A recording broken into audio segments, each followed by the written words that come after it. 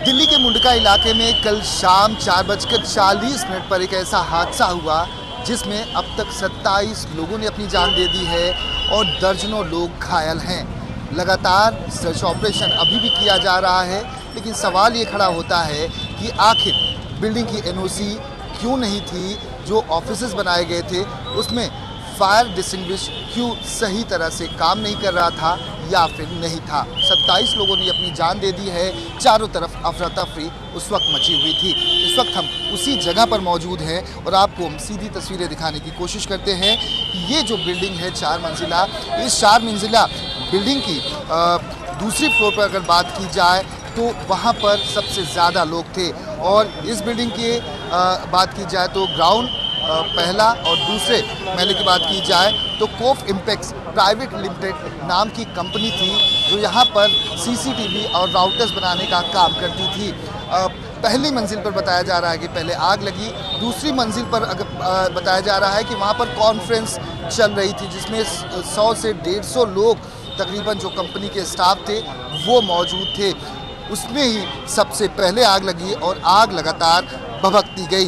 इसमें आपको हम बता दें कि जिस तरह से ये आग लगी है अपने आप में ही कई सवाल खड़े करती है कि आखिर किस तरह से ये आग लगातार बढ़ती गई और 27 लोगों को अपनी जान इसमें गंवानी पड़ी। पहली मंजिल की बात की जाए तो इसमें मैन्युफैक्चरिंग यूनिट थी, दूसरी बात की जाए तो इसमें वेयरहाउस था और तीसरे मंजिल पर यहाँ पर लैब था और चौथी मंजिल पर बात की जाए तो अन्य जो ऑफिसेस थे वहाँ पर वहीं ये सबसे महत्वपूर्ण सवाल खड़ा होता है कि आखिर जब ये आग लगी तो यहाँ पर जो बाहरी हिस्सा था जहाँ से निकलना चाहिए था लोगों को, यहाँ पर एक ही एग्जिट पॉइंट था सीढ़ियों से लोगों को निकलने के लिए। और उस दौरान बताया ये जा रहा है कि जनरेटर वैन जो था वो सीढ़ी पर ही मौजूद था। उसमें यह भी बताया जा रहा है, हालांकि जांच का विषय है, जनरेटर वैन में आग लगी, शॉर्ट सर्किट हुआ, उसकी वजह से आग लगातार बढ़ती गई। जो लोग फंसे हुए थे वो जब आग लगी तो सीढ़ियों से निकलने की कोशिश करना शुरू कर दिए, लेकिन सीढ़ी पर जो आग लगी थी वो लगातार बढ़ती गई। लोग फिर ऊपरी मंजिल पर जाने शुरू हो गए और वहीं पर फंस गए। लोगों को कुछ समझ में नहीं आया और उसके बाद जाकर लोग कूदना शुरू कर दिए, जैसा कि तस्वीरें सामने आई हैं। इस पूरे मामले में जो कंपनी के मालिक थे सीसीटीवी और राउटर्स के 2 मालिक, जिसमें हमें हरीश गोयल हो और वरुण गोयल, उन्हें पुलिस ने गिरफ्तार कर लिया है। अभी जो इस बिल्डिंग का जो मालिक था वो फरार बताया जा रहा है।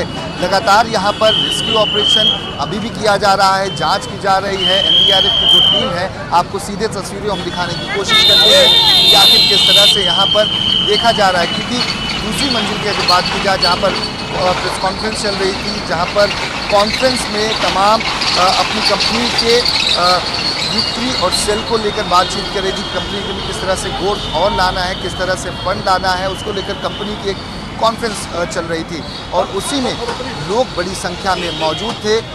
जब ये आग लगी पुलिस मौके पर पहुंची, एनडीआरएफ की टीम मौके पर पहुंची, फायर ब्रिगेड की टीम मौके पर पहुंची और ऐसे में कांच तोड़कर लोगों को निकालने की कोशिश शुरू की गई। लेकिन जो सकरा रास्ता था, एक ही एग्जिट पॉइंट था और उसकी वजह से लोग नहीं निकल पाए। तस्वीरें भयावह थी कल की, जिस तरह से लोग कूदना शुरू कर दिए। सवाल ये खड़ा होता है कि एनओसी क्यों नहीं इशू किया गया, क्यों एनओसी के लिए अप्लाई नहीं किया गया, अधिकारी आखिर ऐसी बिल्डिंगों की जांच क्यों नहीं कर रहे थे जिसकी वजह से ऐसे हादसे पेश आए हैं। हालांकि प्रधानमंत्री नरेंद्र मोदी की तरफ से बात की जाए तो मृतक जो हैं उनके परिजनों को 2-2 लाख रुपए और जो इंजर्ड हैं उनको 50,000 रुपये देने की बात कही गई है। इस कंपनी के जो 2 मालिक हैं वरुण गोयल और हरीश गोयल को गिरफ्तार किया गया है। इस पूरे मामले की जांच में आगे पुलिस कर रही है। जो बिल्डिंग का ओनर था उसने चौथी मंजिल पर अपना एक फ्लैट नुमा बनाया था जहां पर वो रहता था। हालांकि वो फरार बताया जा रहा है, कहाँ है इसके बारे में अब तक कोई भी जानकारी हाथ नहीं लगी है।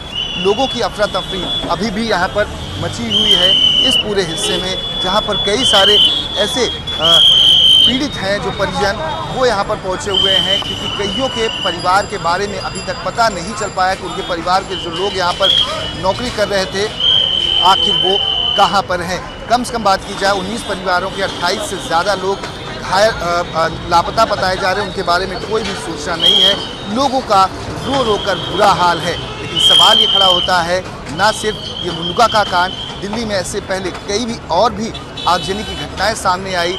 जांच के आदेश तो दे दिए जाते हैं और 4-5 दिनों तक ड्राइव भले चलती है फायर सेफ्टी नॉर्म्स को लेकर। उसके बाद प्रशासन सो जाता है और इस तरह से लापरवाहियां बरती जाती हैं, जहां पर लोगों की जान चली जाती है। कैमरामैन सुनील कुमार के साथ।